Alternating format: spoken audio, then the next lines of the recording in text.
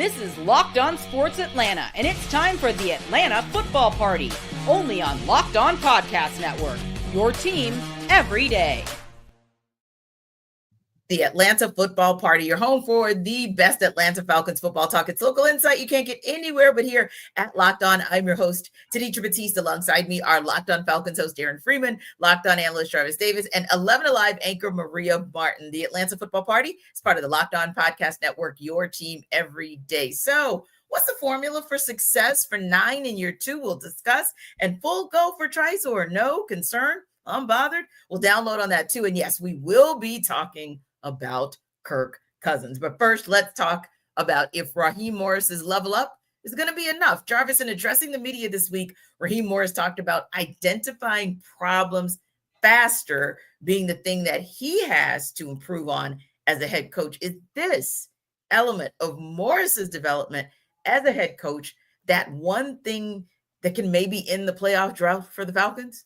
Absolutely, 1,000%. And I know a lot of people are going to talk about the defense as far as being that big thing that he corrected last year and kind of turned things around a little bit. But I'm thinking it's the Kirk Cousins situation, because at the end of the day, I understand that he took his name off and said he was good on the injury report. But I'm talking about, if we're talking about just the play alone, the way he was playing, injured or not, that dude should not have been on that field after that Chargers game, because that was absolutely ridiculous. This man threw 4 picks, and he was just awful, just awful plays. It wasn't like, oh, yeah, I thought he was going to go this way and he was going to go that particular way, and it was just miscommunication. No, it was just a bad throw all the way around when you come to the mistakes that Kirk made in those games. So I feel like, yes, you need to start to recognize when the water is leaking from the boat faster. Absolutely, 1,000%. And I think that Kirk Cousins situation, he should have jumped on there much quicker than he did last year. Yeah, and where it takes me, Aaron, is back to some of the frustrations that we had really with both Dan Quinn and Arthur Smith in terms of game management. And sometimes that's game management as it relates to deciding, hey, that's not the player who should be in the game. Sometimes it's, you have the timeouts, why not utilize them? Sometimes it's the play calling in critical downs where all we need to do is move the chains a yard or two, but that's the play you called. So it's good, it's refreshing to hear from Raheem Morris that, hey, he understands that just like we talk about leaps with players from year 1 to 2 or 2 to 3, there's a leap with head coaches as well, especially one who hadn't been in that particular space, at least formally, A, for a full season, and B, without the interim tag in well over a decade. So when you think about Raheem Morris, the head coach, full season for the Atlanta Falcons in 2024, and then you think about him going into 2025, is this element of development, identifying problems faster, maybe that one thing or a key thing that can help the Falcons in the playoff drought? Well, yeah, I think you're right, T, in the sense that I think the assumption that a lot of people make is that coaches are fully formed entities when they get the job, and that there is no room for improvement in any, struggles that those coaches have, or, an indictment of that person's coaching ability. So I do think there is always room for growth for, every coach, from the top to the bottom in the NFL. And hopefully we'll see that growth for Raheem Morris, where, I think part of the issue last year was they came in kind of talking a big game about how great this Falcons roster had already been assembled by Terry Fontenot, and they just needed to drop a good quarterback in there and all their problems would be solved. And it didn't quite work out that way. When it comes to sort of the specifics of identifying problems faster, obviously, as Jarvis just said, those people will point fingers clearly at sort of not benching Kirk Cousins soon enough, not, firing Jimmy Lake soon enough, those sorts of things. But at the same time, it's very easy to sort of look at last year's results and with hindsight and be like, oh, well, if he had done this, if he had fired Jimmy Lake in week 7, if he had benched Kirk Cousins in week 13, maybe the Falcons would have made the playoffs. But I would tell people that sort of quick trigger reaction is not always beneficial. It probably would have been beneficial for the Falcons last year, but you have a young quarterback this year. Are we going to have a quick trigger if he goes through a 2 or 3 game slump and looking at Kirk Cousins and like, hey, we're a couple of games under 500. We need a little boost. Let's throw Kirk back in there for a couple of weeks. Those are things that I think people need to be worried about. And then particularly with the defense and the young defense. And it's like, if that defense struggles coming out of the gates against some of those playoff teams that they face in the first, 4 to 6 weeks of the season, are we going to be like, well, Raheem, you got to take over the play calling and get rid of Jeff Ulbrich? So I do think identifying problems sooner, as Raheem said, is a good thing. But at the same time, I don't think there should be the rush to have these knee-jerk reactions of being like something has to be done immediately when things don't go the way that the Falcons want them to go.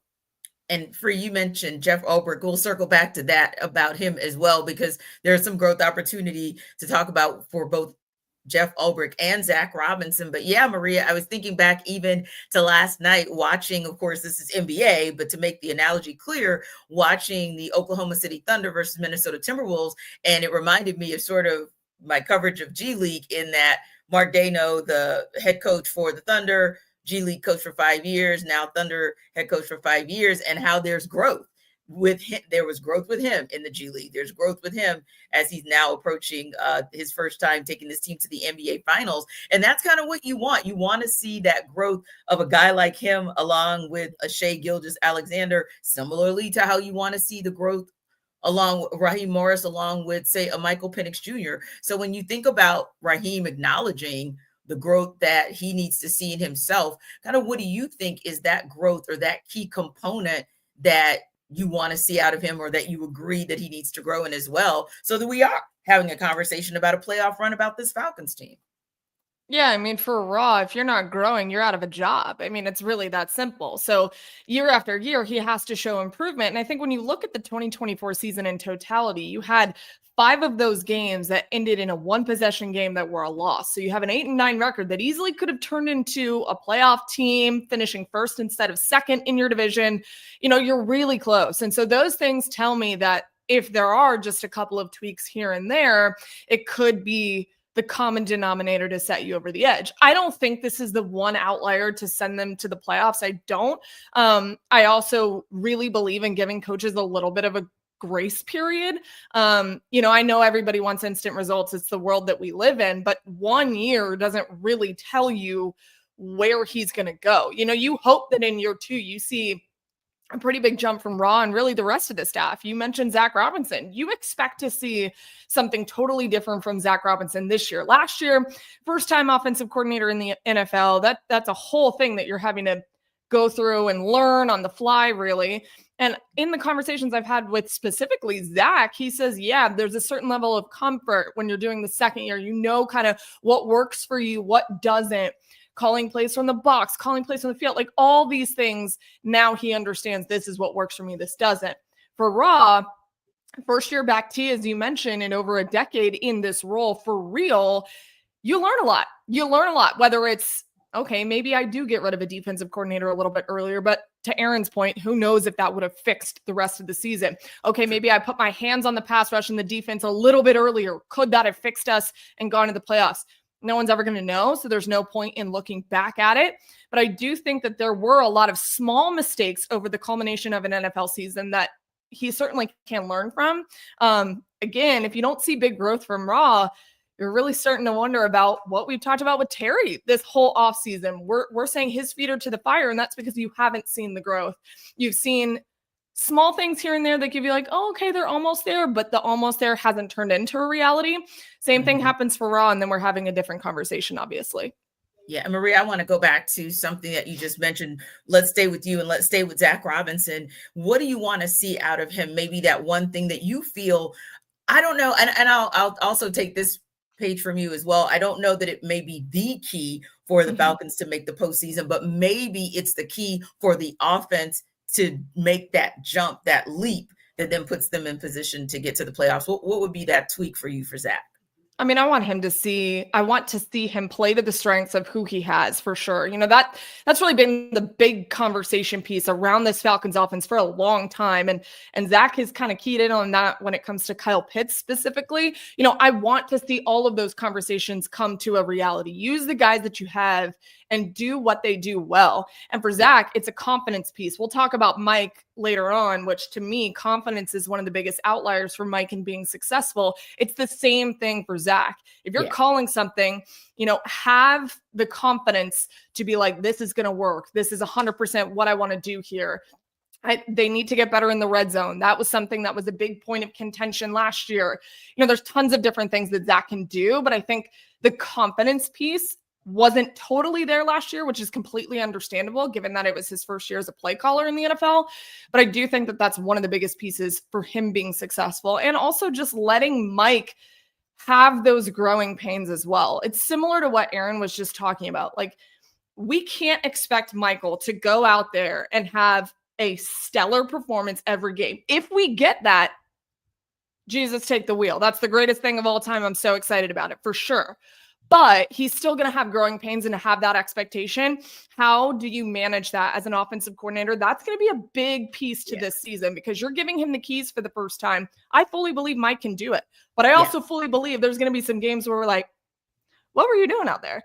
And that's okay. So I think how Zac manages that, the confidence piece, and how he manages all of that in one thing is really going to help, I think, him take the next step next year. Yeah. And when I joined our guy Marcus on Sports Extra this Sunday, I used a term, let the weapons work. Let the weapons work, so that Michael Penix Jr. doesn't have to do all of it. And one of the big weapons I want to see Zac Robinson, figure out how to work is Kyle Pitts. But for you, when you look at Zac Robinson, what's maybe one thing that you think might be pretty key, very instrumental in this offense, putting this team in position to get to the postseason? 2 words for you, T: play action. I think and they need to get some play action passing going. And all you got to do is, you look at it in a multitude of ways, right? Zac Robinson comes from this Sean McVay, Kyle Shanahan coaching tree.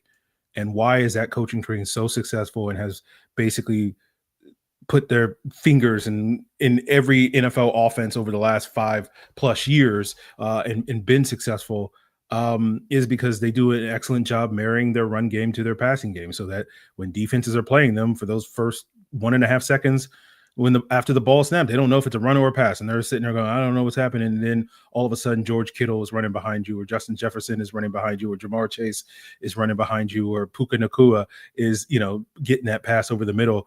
And you didn't really see that for the Falcons. And the second aspect of it is, you look at all successful young quarterbacks in the league, all of them have a heavy component of play action early on in their careers. And then as they get older and they get more experienced, then you can kind of get more into a drop back passing game, because they've added that experience and they've gotten the reps to be able to just sit back and read a defense. But the reason why play action is so beneficial for young quarterbacks is because it simplifies the reads. It's like, hey, high, low concept, high's open, throw it. If it's not, check it down, and we'll just keep this, thing moving at this point in time. And so I think that's going to be doubly beneficial for Michael Penix. I think it's going to be triply beneficial to all the weapons that Maria is talking about when it comes to maximizing those players and getting a player like Kyle Pitts more involved, as well as Drake London and Darnell Mooney and Ray McLeod and all the weapons that are at the disposal of the Atlanta Falcons. So if they can get a capable play action passing game, I really do think this offense can reach its ceiling and be that force that we kind of expect it to be the driving factor in why this team makes the playoffs. I think Aaron makes a really good point here. And one of the points I want to point out is that Kirk Cousins wasn't really a play action quarterback. And so allowing Michael Penix to go for that a little bit more, I think will pay dividends for everybody, especially Zac Robinson. But now you have a different quarterback to work with. And I think that can only help moving forward. Yeah. And like you said, Maria, emphasis on, and no offense or affront, but emphasis on, you have a different quarterback whom you can actually utilize highly effectively, hopefully, in that play action space in Michael Penix Jr. So that should open up some things for the Falcons. And Jarvis, I was just thinking too, sometimes the incremental improvement, just like we're talking about with Raheem Morris, his improvement and this team getting to the offseason, his growth maybe relative to how his coordinators grow. Well, same thing for Zac Robinson. How can he and Dwayne Ledford move Matthew Bergeron along incrementally? Can they get a little something out of Caleb McGarry in that passing game that maybe we haven't seen before? Those are some of the things that maybe will show growth in Zac Robinson, to be able to get things out of players that maybe we haven't seen before. So for you, just real quick on the Zac Robinson side of the house, the offensive side, what do you need to see maybe in his growth as the OC to say, hey, that's what's going to help him get to the postseason? The biggest help for Michael Penix Jr. to avoid what Maria was talking about earlier, as far as making mistakes and first-year starter and all that stuff, turn around and hand the ball off. You know how you get to be effective in the play action? Having a good running game. Every time you turn around and hand it off, you're getting 4 to 5 yards a pop. So yeah, that's on the way play action is going to work, like Free mentioned with. So I think that when you marry those two things together, this offense can be lethal, because you have a deep threat in Darnell Mooney. And I think that Michael Penix understands that's his strong suit. Everybody and their mom talking about, hey man, what's the thing that stood out to you the most about Michael Penix? The arm strength. He's got a gun, and he has that quiet confidence. So I think when you marry those two things together and you go into the offensive coordinator, you come up with a game plan on a weekly basis. Okay, what is, from a personnel standpoint, what's going to benefit me the most as an OC for this team? Running the football and play action, going deep and taking shots downfield, because I think that those two things right there are the things that can have this offense in a place where they feel comfortable saying, yeah, we're going to score 27, 28 points a game. Yeah, I just went up a couple points. I know I've been saying 26, 27. I'm pushing this thing on up because I'm getting confident. I'm getting excited. I see you, Freak. Don't look at me like that. So, yeah, I think he was meditating. Yes, he's meditating. You know what I'm saying? Visualizing it. Yes. I'm speaking into it existence, baby. It's positive Thursday. It's therapy Thursday. You know what I'm saying? Like, this is what we do. So I think those are some of the things that can get this team to a place where you're saying, okay, Zac Robinson took this offense to the next level, maximizing what you already have, not trying to do things outside of that, right? Because what they have in-house is really doggone strong, and you can do some things with it as long as you continue to keep that the focus. Hey, we're going to run the rock, and we're going to do play action, and we're going to take shots down the field. Simple. Yeah. Quick whip around, Free. What's the one thing growth-wise that you want to see out of Jeff Ulbrich that you'll say, hey, if I see that in the way he's calling games, they'll get to the postseason? I think, Jeff Ulbrich talks about simplifying the defense, and I think that's good for the young players. But at some point, you're going to face an offense that's going to pick apart that simple defense. And so I just hope there's a little bit of complexity thrown in there for those offenses, like I'm looking at you, Buffalo, and San Francisco, rather than, some of these other offenses. So that's the one thing I want to see from Jeff Ulbrich. Just, probably like 3 or 4 games of just a little bit more complexity to the defense. Maria, you?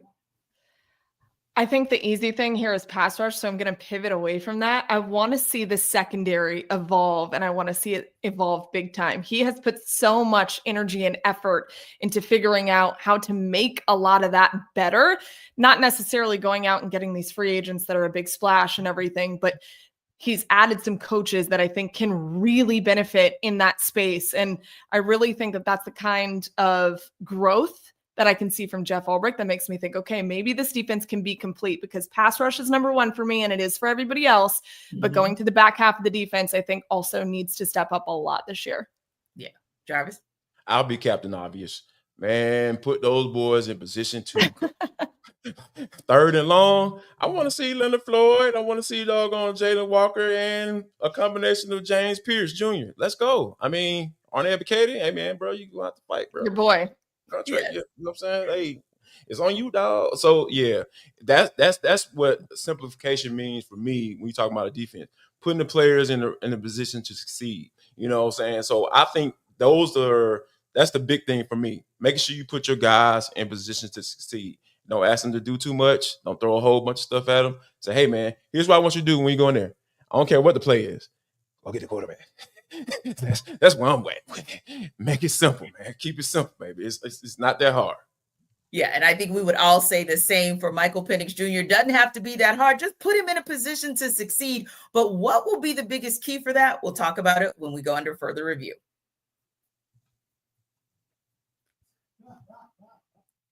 This episode of our Atlanta Football Party is brought to you by FanDuel. The NBA playoffs are in full swing, and every night delivers highlight-worthy performances, major momentum shifts, and can't-miss moments. Whether it's a game-winning shot or a breakout player or a blowout like we've seen the last couple of nights, there's never been a better time to get in on the action. So FanDuel makes it easy to stay in the game before tip-off and live with player props, performance trends, and same game parlays. Fans have more ways than ever to play smart and win big. So which players are showing up in the biggest moments tonight? How could tracking their trends help you build your next bet? Will Jalen Brunson actually be able to extend the Knicks Pacers series? What would it look like to combine live prop bets mid-game based on how the action unfolds? What if the Knicks actually find their three-point shot again and make this a series again? That's what you should be looking for. So are you new to FanDuel? It's the perfect time to sign up. If you are, head to FanDuel.com and place your first $5 bet. If it wins, you'll get $200 in bonus bets. So make every moment more with FanDuel. It's the official sports betting partner of the NBA. Again, new to FanDuel, perfect time to sign up. Head to FanDuel.com, place that $5 bet, that first $5 bet, and if it wins, you get $200 in bonus bets.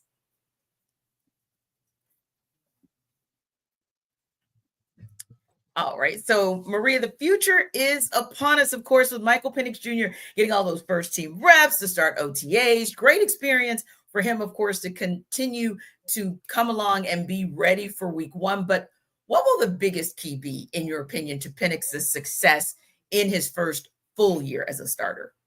I already kind of talked about it earlier in the show, but I really do believe it's the confidence piece. And we know that he has a quiet confidence and this silent arrogance that he has. But when you're a starter in the NFL, that becomes a little bit different. Raw talked about that earlier this week, and that there is just this difference that takes over a quarterback when you're now QB1 and it is your team, especially in the NFL. And we haven't fully seen the grasp of that from Mike yet. He starts 3 games, but it wasn't necessarily his team. There were still, a lot of questions. There's this whole quarterback debacle at the end of the year that we can't seem to stop talking about. But now it's definitely Michael Penix's show. And so to take complete control over that, he's done a lot of work in the offseason. I know Kyle Pitts wasn't there at OTAs. There were reports that he's dealing with a foot issue, but Mike even said he had gotten a lot of offseason work in with Kyle. It's taking that confidence piece, making that ooze into your receivers and your targets, because those guys are obsessed with him already. There's a reason for that, because he's taking the initiative and doing the work outside of the building. That to me is huge. And especially from a young quarterback, he knows, he's young, but he's played, we've talked about on the show, so much football and so much football at a high level. So I think for Mike, it's really just take that confidence, I'm QB1, I'm in control of this offense, I can do this. And that's really going to set him apart, because we know he's got the arm talent. The deep ball is all anybody could talk about at OTAs. You're kind of limited in what you can do at this part of the year, the third phase of OTAs. Mm-hmm. But once you start seeing him in training camp, we got glimpses of it last year in training camp, and people are whispering like, dang, he might be better than Kirk. Like, what's going on?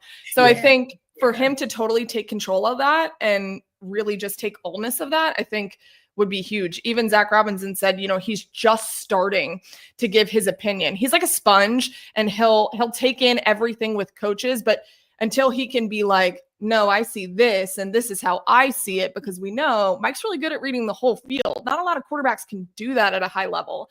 And for him to totally take that over is just going to open up a whole nother world for Mike for sure. Yeah, I think, Aaron, if nothing else, it's being able to say, no, it really is my team. Because even if you think about this, even in a benching last year where Michael Penix Jr. gets those last 3 games, you still kind of don't know. I'm sure MPX is still kind of thinking, but what do the Falcons do, right? Are they going to want to try this Kirk Cousins experiment to see if maybe it'll work again? Because you often hear that when players are coming back from major injuries in that second year, they start to really look like themselves. Or have I shown enough to really get to be the starter? So now that you know you're QB1, that has to have some impact on your personal way that you approach the game, but also I think everyone around you kind of being in position to help you succeed. that said, what for you do you think is going to be maybe the biggest key for Michael Penix Jr. to succeed this season? I think it's going to be patience. I think. Oh, let me ask you, Free, just before patience with himself or patience with the OC, like patience, what kind of patience? All of the above. All the above. Okay. Because I think the challenge for Mike is going to be, because as we've talked about, he has this big time arm. We saw him last year in the 3 starts pushing the ball down the field much more, and that's such a big part of what this offense has the capability of doing, which is being that more explosive offense, because he can attack all levels of the defense. But how NFL defenses are. They have coaches too, and they're going to basically be like, okay, well, we're not going to let you get the deep shots, right? That's been the revolution in the defense around the NFL the last couple of years, moving from that sort of Pete Carroll system to the Vic Fangio system that has sort of taken the league by storm. And the whole point of the Vic Fangio, Brandon Staley, and Raheem comes from that coaching staff, that coaching tree or whatever, is we're not going to give up those explosive plays, and we're going to force you to dink and dunk. You saw it in the Super Bowl with Philadelphia against Kansas City. That's how everybody's been playing Kansas City for the last 3 years. They have Patrick Mahomes, and so he's learned to be patient and be the best quarterback in the league. And I think that's going to be the key for Michael Penix, is just being patient, right? Like, he has the poise, he has the processing, he has the intelligence, he has all those, the vision, as Maria's talking about. He has all the things to be that, but there's going to be a time where it's just like, that trigger finger is going to be a little itchy to like, hey, Drake London's down there somewhere, let me throw the ball down the field, but just kind of take what the defense is giving to you. And if you can do that, and when the defenses are saying we're not going to give up that deep pass and we're going to force you to dig and dunk with the run game and with his precision and all that stuff, that can make defenses pay, as Patrick Mahomes has done consistently throughout his career over these last couple of years. And it just makes this Falcons offense a little bit more impossible to defend. And that's going to be, I think, the big challenge for Michael Penix, to learn that patience, not only just when it comes to being on the field, but also understanding, that's part of being the leader of this football team, of basically not biting off more than you can chew, being patient, understanding, okay, you're not going to necessarily have that perfect rapport with every one of your weapons week 1 in the season. Yeah. And all that stuff. Those are things that are going to have to build with you, that confidence in the play calling, that confidence in your teammates. All of those things, I think, are part of patience that he's just going to have this upcoming season in order to successfully navigate his first year as a full-time starter. And I think he has all the tools to do that. It's just, you got to go out there and do it. Yeah, I really like, Jarvis, that Aaron called out the patience piece, because I do think this is one of those situations where, as you mentioned it, Jarvis, we're now going up to 28 points a game. So in order to get 28 points a game, you got to be out there. 28. Look now, like he's dialing it back. Now he's dialing it back. I can be firm. I can do a black man estimate. You know what I'm saying? I'll be in your house 15, 20 minutes. Guesstimate, right? You know what I'm saying? Right. You're giving an addendum just in case you're wrong.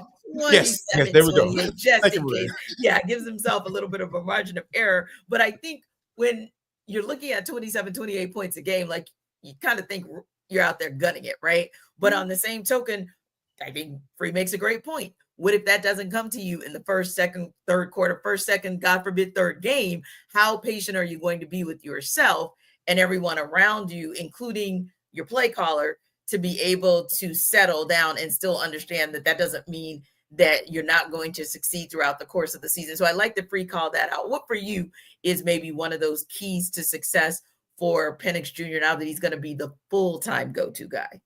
Relationships, building them, because the big thing for MPX coming in last year was, everybody was talking about, he hasn't worked with the first wide receiver group. He hasn't thrown to those guys. I think Darnell Mooney went to his college quarterback last year, and he was a lefty, and he started having him throw to him and all that stuff, so he can get used to the different type of spin that's on the ball versus a right-hander when it comes to a lefty. So all those things come into play now. Like, they're going to get those real reps together now. And I think that's going to do nothing but be beneficial to a guy like Darnell. We're going to see Drake London take a leap. I know people are saying, like, wow, look what he did last year with a broke Kirk Cousins and a doggone and a guy making his first start in the NFL, first few starts in the NFL. So all those things for me add up to, as long as he's continued to establish a relationship with his guys, building up with his guys. He even talked about it himself, how he's kind of figuring out how guys take, constructive criticism. Like some guys, hey, I got to get it to him right then and there, and he'll be good. He'll be good to go. He ain't going to be all messed up inside. Like, dang, bro, why you calling me out like that?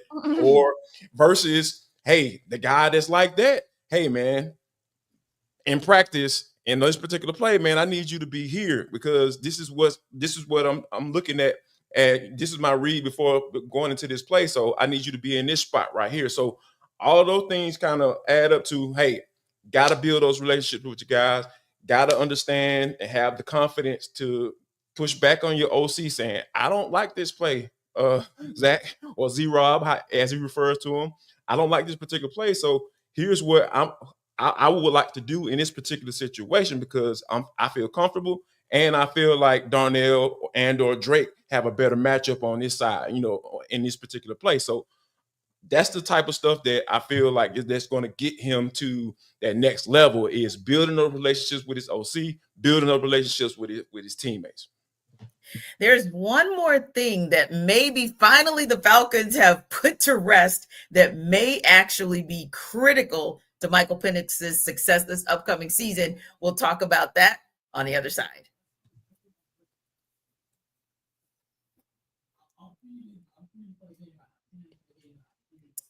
Hey, Aaron, after months and months of wondering who's going to be the starting center for the Atlanta Falcons. Okay, that's not true. We didn't really guess that. We knew who that was going to be. We knew it was just a matter of time before the Falcons made it official that it was going to be, or according to reports, that it's officially going to be Ryan Neuzil. So think about it, the fact that at the end of the day, Michael Penix Jr. now knows for sure what we all kind of guessed at, which was, okay, looking on the depth chart, Ryan Neuzil is going to be the center for the Atlanta Falcons going forward in the wake of the parting of ways for one Drew Dalman, who, of course, moved on to the Chicago Bears. That said, reports are that he's reached a 2-year, $9.5 million deal, $6.25 million guaranteed, according to his agents. So do you have the confidence and two things? Number one, that Raheem Morris and Dwayne Ledford have in saying, hey, Ryan Neuzil is our starter, but also number two, that he is the guy that can be a critical component to Michael Penix Jr.'s success. Do I have the same confidence that the coaching staff has around? No, I don't. I'm sorry, but it's not because I lack confidence in Ryan Neuzil, but they have a lot of confidence in Ryan Neuzil, and I just have some confidence in Ryan Neuzil because we've again, that's what you're talking about, T. We've been talking about this all off season long, where it's like, is there going to be any competition for Ryan Neuzil at the center spot? And the Falcons are like, no, we believe so much in Ryan Neuzil that we're going to give him a 2-year contract and make him the presumptive starter, not just this year, but next year as well. That's how much confidence we have in Ryan Neuzil. And I'm like, you sure about that? Like, again, not because I think Ryan Neuzil stinks or anything like that. I'm just like, I've seen him play at a solid level, but I don't know if he's played at a level high enough to make this type of commitment, even if it isn't like, a 5-year contract or anything like that. So that's my answer to that. But at the same time, there is room for growth. There is an opportunity for Ryan Neuzil to show himself to be that type of player. He has the skill set. He has the experience. He's worked with Michael Penix all off season long when he was taking those second string reps at center. So all the reasons that the arrow is pointing up for Ryan Neuzil, I'm just at a point where I got to see it to believe it. And ultimately we will get an opportunity to see it throughout the summer and into the season.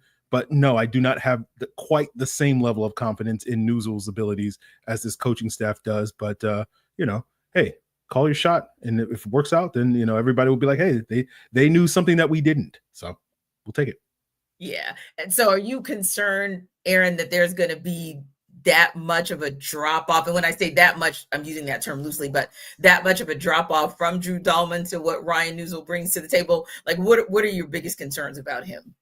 It's mostly the run blocking. Like, that's really where Drew Dalman excelled. He's kind of the center equivalent of Caleb McGarry, that when it came to this outside zone run scheme over the last couple of years of him being a starter, he just really grew into a very, very consistent run blocker for this football team, and one of the best run blockers in this outside zone scheme that the Falcons have majored in, basically for a decade, but especially the last couple of years, and which is why he got such a big contract from the Detroit Lions. I'm sorry, from the Chicago Bears. So I don't know if Neuzil is on that level yet. Maybe we'll see that growth this year. So that's my main concern is if, going back to what Jarvis was talking about earlier, where it's like a big part of this team's offensive success is just, hey, give Bijan the ball, give Tyler Algier the ball and let them cook. And, if you do suffer a significant drop back, and, I don't know if that's going to be the case, but, we'll have to sort of see. There's probably going to be some drop off. It's just how much. If it's a significant amount from going from Dahlman to Neuzil and you don't have, improvements from guys like Matthew Bergeron to step up. You don't have, more consistency from Jake Matthews and Caleb McGarry, no notes, Chris Lindstrom, you're doing fine. But for the rest of this offensive line, if you're not having those guys making up for that difference, you do wonder if that run game is going to be as potent as it was last year to really help out this young quarterback in this offense. And I think that's very, very fair. Free Maria, when you look at Ryan Neuzil, now that we finally have it official quotes, I definitely can hear and receive Aaron's concerns, because if we're saying, as Jarvis had pointed out really well in the last segment, that the run game will be the complement or one of the keys to success for Michael Penix Jr. if you use it the right way. But now you have a guy in Ryan Neuzil that may not have that prowess, if you will, for blocking that Drew Dahlman had. But for you, when you look at Neuzil, do you have that same confidence that Raheem Morris showed and Dwayne Ledford in bringing Ryan Neuzil back, not one, but for signing him for a 2-year deal? And if not, what are the concerns? I mean, I think of all of the questionable deals the Falcons have done within the last 5 years, this one doesn't concern me as much. It's under 10 million. The market for the centers was not fantastic. You already have a guy who has worked in this offense. Now, granted, I'm not saying I have as much confidence as this coaching staff, and I don't think this is as big of a risk as some people may think. And him having the experience with Mike, I think, is really going to help. Do I believe he can get better in the run game? I absolutely do. But if we remember, Drew Dahlman wasn't an elite run game guy right off the bat. He had to grow into that role. And so I think Ryan Neuzil, though he has a lot of experience now at this point, can get better in that aspect. And if he can, he's already shown you that he can be solid in the almost half games that he had to start in place of Drew Dahlman when he was injured. So I think that it's not super risky. It's not costing you a ton of money. You have now not longevity, but you have security at that position for a couple of years, which is really what you want on the offensive line. It's what the Falcons have been able to do the last 5 years, whatever. I think having consistency on the offensive line helps so many different things, specifically a quarterback. And so for Mike, it's not a big lift. You're not throwing a different center in there. This is somebody he's worked with before. He's proven that, okay, maybe he's not an elite center at this point, but he's serviceable. He's good. He's solid. There's a couple of different things he can get better at. Him and Drew Dahlman, very similar in the pass game. So you're not really getting a big drop off there. And Penix is also a lot more mobile than Kirk. So that also pays dividends for you in that aspect. So I think it's fine. This deal isn't crazy. I'm not going to go sing the praises of Ryan Neuzil, but I also just think that this is a pretty good deal. And what about for you, Jarvis, when you look at the 2-year deal, and not just the 2-year deal in and of itself, the money that Maria mentioned, $9.5 million, 6.25 guaranteed, but also the fact that he is replacing a guy in Drew Dahlman who'd really kind of worked his way up the ranks and was known as one of the better centers, especially against the run game in the league. What are your thoughts on Ryan Neuzil as a replacement for Dahlman, the confidence Raheem and Dwayne Ledford having him? Any concerns you have for him? Yeah, I mean, he gave up some pressures quite a bit, actually, when it comes to, playing that amount of games and the time frame that he was at the start in those 8 games. So I think there is some concern for me that they're just so confident about it. I mean, because, how the Falcons are, there's a potential for them to Falcon in that situation. Not saying that he should have paid Drew Dahlman all that bread, because I think the Chicago Bears overpaid for that man, and they're probably going to figure that out once games started being played. Not to say that he's going to be a turnstile, but you're going to see the level of play that he was at here in Atlanta, which is not elite top level, highest paid, one of the highest paid center in the league type play. So if I'm talking about his replacement when he came into the games, if you just look over a 30,000 foot view at those games and say, all right, did we miss Drew Dahlman? Not really, because how many times were you saying, "Dang, Ryan Neuzil? Oh man, Ryan Neuzil, good thing." Oh man, Ryan, why, where's Drew Dahlman? You weren't really saying that much. So just the penalties. That's probably the only time where you were like, "What are you doing?" Yes, I'm sorry. The penalties, not the hurries. I'm sorry. That's what I meant. The penalties. Yes. So yeah, those are some of the things that concern me. That they were so confident, or when they were talking about him being the starter for this team. I just really feel like he's going to be one of those guys that they're going to be some development there.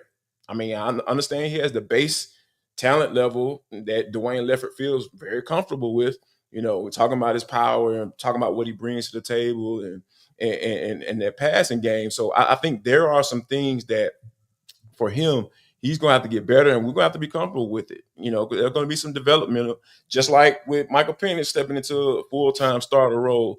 There's going to be some development, and there's going to be some patience, like Freeman mentioned. I think you're going to have some patience with Ryan Neuzil as well.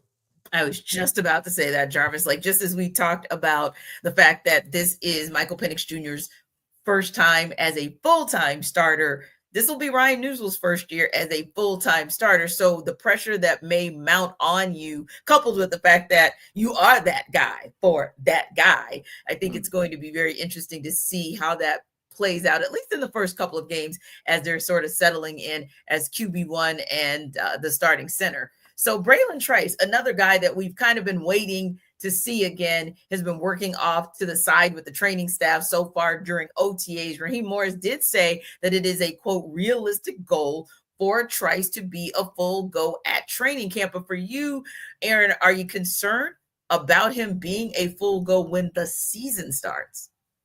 Not at this point in time. I remember this being an issue a couple of years ago when people were like, what's going on with Kyle Pitts and his knee injury and whatnot? I was like, oh, well, we'll wait and see, guys. Like, there's no reason to panic about it in May. Obviously, that situation was a bigger issue in the end than we realized at the time. But basically, when it comes to these injury notions, because I'm not in that training room, I'm not a doctor or whatever, like I can only trust the information that is given to me. And as far as we know, Bralen Trice had a torn ACL. Those injuries, you don't want to rush those guys back due to the risk of re-injury. So if the Falcons want to keep him on a pitch count at this stage in the offseason, great. They want to keep him on a pitch count during the early portion of training camp, okay. And then if they want to keep him on a pitch count during the regular season, okay, they got like 7,000 edge rushers in the room now. So it's not like, they're not going to have enough bodies there to make up the difference. So I think, get Bralen Trice back to 100%. And if that takes 3 weeks or 3 months, then so be it. And allow him to be able to, get his NFL career back on track after that injury last summer. Before that derailed it before it could really get started. So I think that's in the best interest of Bralen Trice. And ultimately, I don't think the Falcons have to feel any compulsion to have to rush him back because they have, James Pierce and Jalen Walker and Arnold Ebiketie and Leonard Floyd. And now they're dabbling with Brandon Dorless and Zach Harrison playing edge now. So, if they need to, they can move D'Angelo Malone back from off-ball linebacker to edge rusher. So, they have plenty of options at that edge room that they don't have to feel, in a hurry to get Bralen Trice back sooner versus later. So I think they can take their time and be patient with him. Oh, Free. Did you just lay out that the Falcons have depth at edge rusher position? Did I say that? I've never said that before in my life. So like that is a beautiful because thing. It kind of hasn't been a truth. So right. I'm just enamored. Like we've never talked about from ATL day ones to Atlanta football party. Locked on Falcons. The strength, right, Jarvis? Like a confidence that there's not just depth, but there's strength at that depth. Absolutely. You talking about talent level. And I think that even going back to that when Bralen Trice got hurt last year, that was devastating. Yeah. And we didn't really know what we were going to get from Bralen Trice. I like Trice coming out of UW, you know what I'm saying? But from just a pure production, I know exactly what I'm gonna get from this guy each game. We didn't know. We had no idea. So for them to be stringing them along, like, hey man, you can work out to the side, get your little thing going on, and then get some individual work in just a little bit. And yeah, keep on giving that little cheese and bring them along because they got plenty of guys.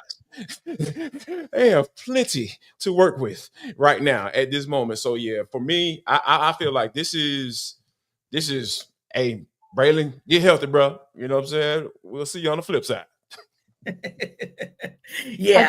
For me, I think that's one of, oh, I'm sorry. Go ahead, Maria. I think for me, Free's like mantra of the day of the show is patience.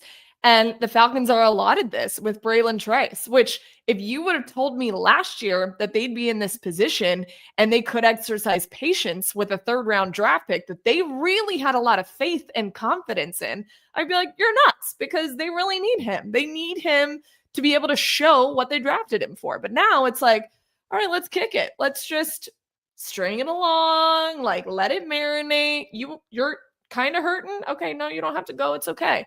So getting him 100% healthy, I think, is the biggest thing. I'm not concerned that he won't be ready for the season, considering Ross specifically said it'll be a realistic goal that he'll be back by training camp. And that's way sooner than I would like for it to be. Time is going by way too fast. But, this is great because what it does is it just adds another weapon.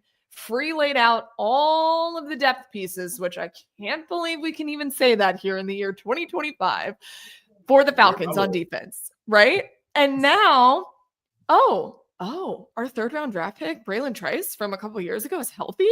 My gosh, we have another weapon. So, the Falcons, I don't want to call it an embarrassment of riches because I think that's maybe a stretch, but I do believe that they have, they're in a much better position, obviously, defensively than they have been in the past. So I think Bralen, who a lot of coaches feel very, very good about, we don't know what he looks like, which to Jarvis's point, I remember when he got hurt, we were so pissed because everyone thought he was going to be really good.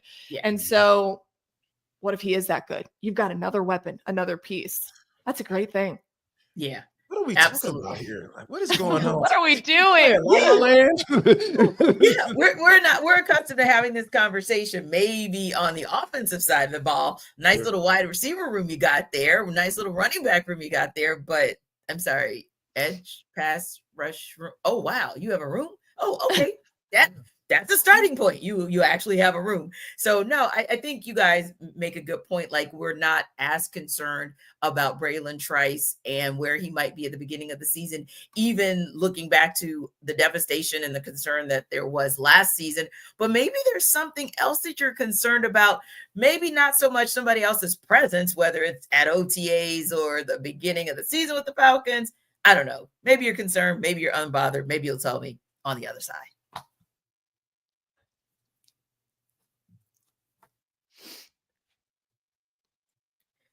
Oh, Jarvis, we got through 47 minutes and 47 seconds of a show without saying 2 words. Kirk Cousins. But here we are. Kirk Cousins.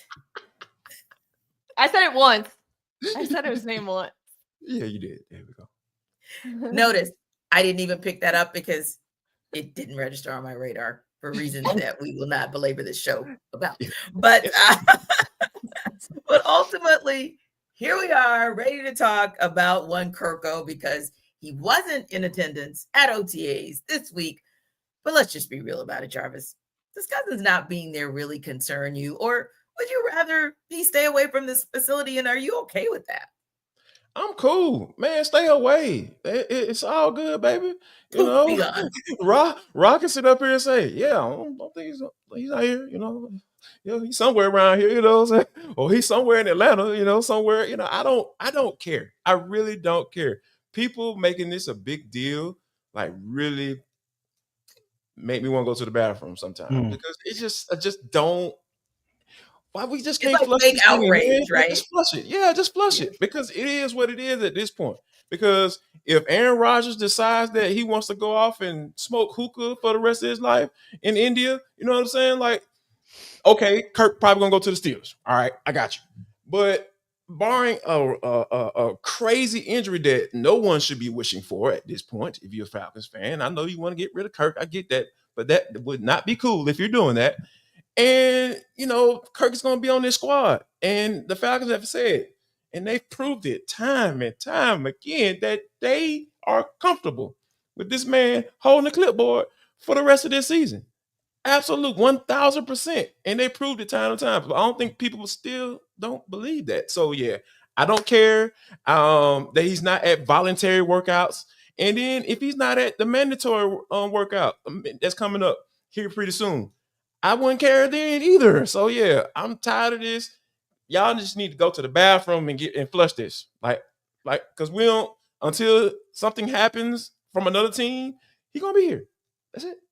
He's going to be here. Maria, unbothered by Kirko's dubious lack of attendance in Flowery Branch? I'm not bothered by it. Y'all should know I don't. Whatever. I mean, I am definitely not bothered by it. And to be fair, Kirk has been there. He just wasn't there for the first day of OTAs. And so when he's not there for that day, everyone makes a huge, massive deal of it. Yeah. But he's been in the building. He's been in meetings. And so I think the headline is, oh, he doesn't show up when we can all see him at practice. And everyone freaks out about it. But he's been there. He's literally been in the building.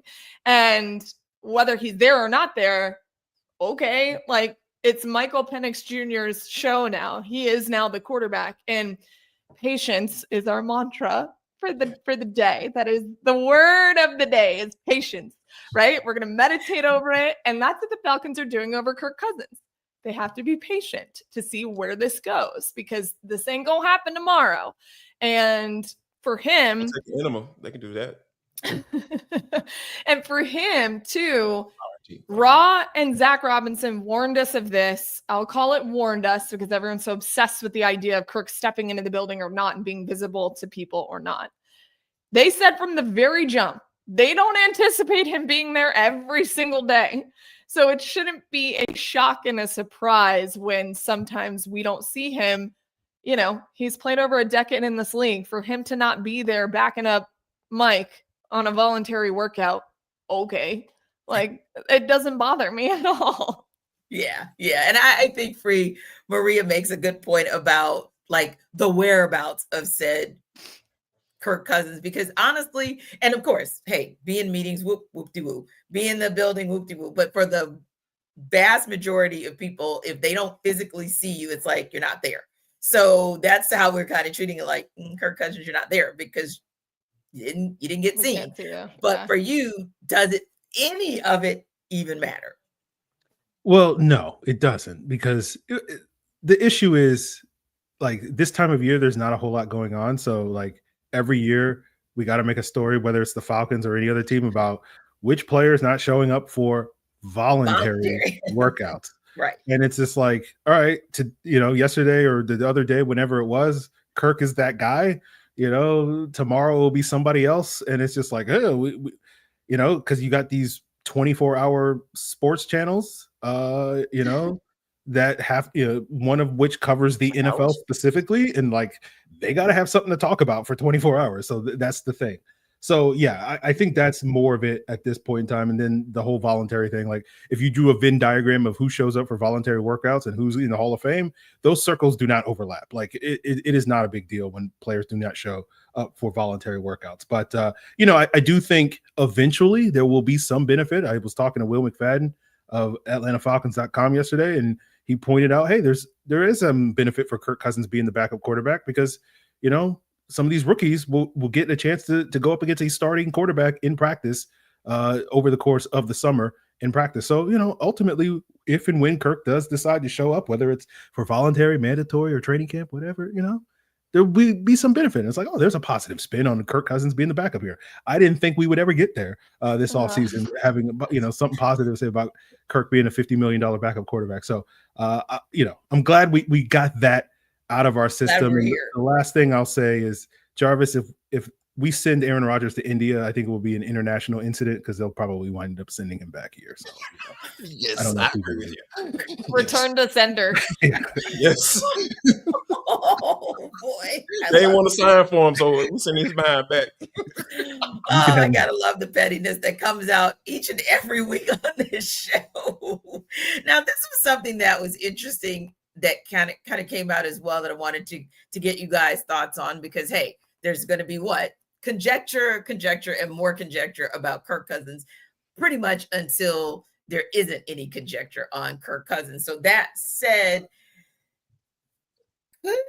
the Falcons have traded Kirk already. Per at Jay Fowler, ESPN, Atlanta is seeking a hefty price tag for said Cousins. And if they were willing to take a small percentage, like maybe 7 million or 8 million, a deal would be done by now. And I've kind of heard that. I think we've all kind of heard that circulate around the past couple of days. Like, could there have been a deal done? And I mean, of course, there could have been a deal done. I think that Aaron's point is probably the more salient one, which is, since it appears that we're now in OTAs, and it appears that Aaron Rodgers has still decided he is not going to make a decision as it relates to the Steelers. But although that may give slight leverage to the Falcons, is the real leverage in maybe deciding, hey, our asking point, if you will, our price tag is going to be less. I mean, is there anything to your thoughts on anything to what Jeremy Fowler is saying? I would say this. We talked about this before when the Browns signed Joe Flacco. There is a market price at this stage for an aging veteran quarterback, and it appears to be $10 million. The issue the Falcons have is, if they want to trade Kirk Cousins, he's going to cost that team $27.5, $37.5 if you count the $10 million in roster bonus next year. And so I think the market has spoken that teams are not willing to pay that type of price tag for Kirk Cousins. So I do think there is a kernel of truth, whether it's $7-8 million or $15 million or whatever. Like, I think if the Falcons wanted to have traded Kirk Cousins by this point in time, they would have to take a significant chunk of the money. We've heard Terry Fontenot say there's no basis to the report that the Falcons have drawn a line in the sand to, how much they're willing to make. But it's certainly, I think, fair to say that if, and that's a big if a trade would have went down, they probably would have to eaten a big chunk of the remaining money on Kirk's deal. Remains to be seen whether or not they're willing to do that. We'll ultimately have an idea if and when a Kirk trade happens. So, we'll see. Yeah. And Maria, it's almost like when you see that report, okay, Jeremy Fowler, it wasn't really anything new per se that we haven't heard about what that price tag looks like for the Falcons. But I think it does just kind of I think it comes back to the top of our kind of news cycle, if you will, every time there's a movement, or in this case, a non-movement of a player like an Aaron Rodgers. Yeah, I don't think any of that is groundbreaking. And I think Aaron makes all of the right points. There can always be a deal done in the NFL. It's just, how much do you want to get the deal done? And the Falcons have really kind of illustrated over the entire offseason, nothing that's been presented, because there have been options, is worth giving him up at this point. And you don't really know how it's going to play out over the rest of the offseason. Could it be he's in a Pittsburgh Steelers uniform by the end of the offseason? Absolutely, that's a possibility. Where it is in terms of high-low possibility, it's probably somewhere in the middle towards the bottom. As this has played out and as the market has kind of dictated this, kind of to Aaron's point, the market has spoken in a way. There's not a lot of options, and we're somewhat running out of time. It's not tomorrow. There's still some time. But I don't think the Falcons at this point are willing to just throw some money away now. They've already spent the money. It already cost them a lot on the front end. I don't think they're going to do anything else to really dig themselves more in a hole with Kirk. Having Kirk Cousins as your backup quarterback, though that's his nightmare scenario, we all know and totally get it. He wants to be the starting quarterback somewhere else. I understand. It does benefit the Falcons in some way. The money sucks, and that's just kind of the cards you were dealt when you decided to pay him all that money to get him to come here, and it didn't work out. So, now it's becoming less and less likely that he's traded. So it's not like it's anything new. We knew that the Falcons really were going to hold on to him unless there was a good deal presented. And at this point, to everyone's understanding, there hasn't been one good enough. And we all know Mike McCarthy's going to do everything he can to make sure that Kirk gets the better end of this deal. Yeah. And so, Jarvis, when you hear that, it's kind of like no new news, but it just kind of makes you think, okay, could he have been traded? But then again, you think, well, of course he could have been traded. We kind of already know that that price tag is kind of that critical piece. And also the Falcons really standing 10 toes down and saying, we said what we said. He's the backup and we're good.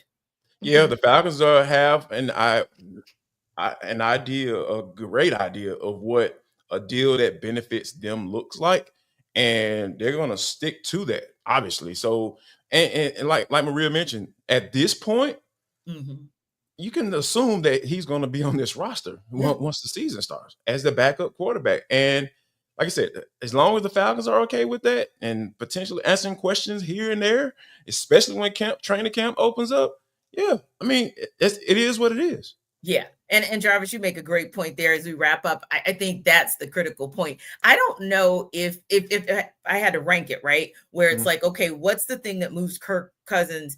Is it Aaron Rodgers or is it a QB1 going down?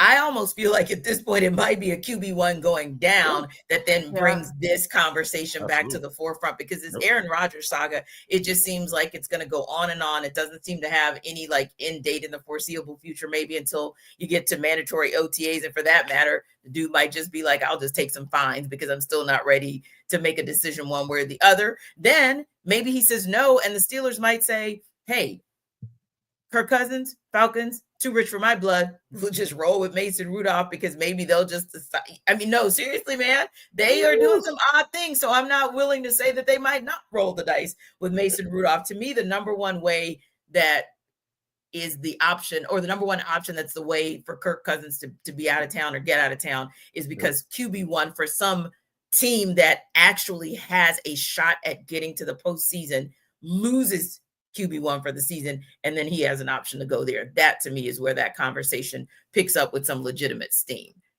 Thanks to our everydayers for making the Atlanta Football Party your first listen of the day. Be sure to stop by Locked On Falcons with your host, Aaron Freeman, as your second listen. Check out Maria Martin, host of Sports Extra on Sundays on 11 Live, and you can catch Jarvis as a frequent contributor for both shows. We'll see you next week.